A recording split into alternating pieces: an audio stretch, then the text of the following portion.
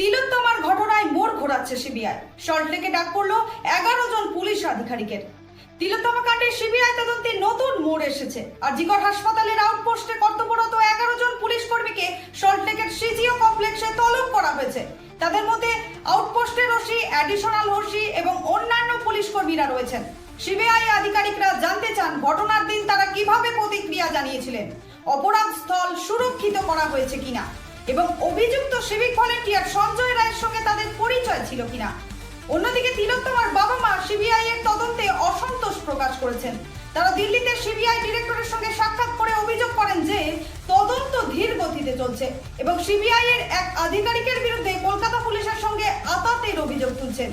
তিলোত্তমার সহকর্মীদের বয়ান অনুযায়ী ঘটনার রাতে তারা একসঙ্গে ডিনার করেন এবং রাত 2টোয় তিলোত্তমা এক রোগীর বিষয়ে জানার জন্য আরেক চিকিৎসককে ফোন করতে বলেন। তিলোত্তমার পরিবার আরো অভিযোগ করেছে যে পুলিশ তাদের সাদা কাগজে সই করতে বলেছিল এবং ঘরে ঢুকে টাকা অফার করেছিল। তারা পুলিশের ভূমিকা নিয়ে প্রশ্ন তুলছেন এবং প্রতিবাদ চালিয়ে যাওয়ার বার্তা দিয়েছেন।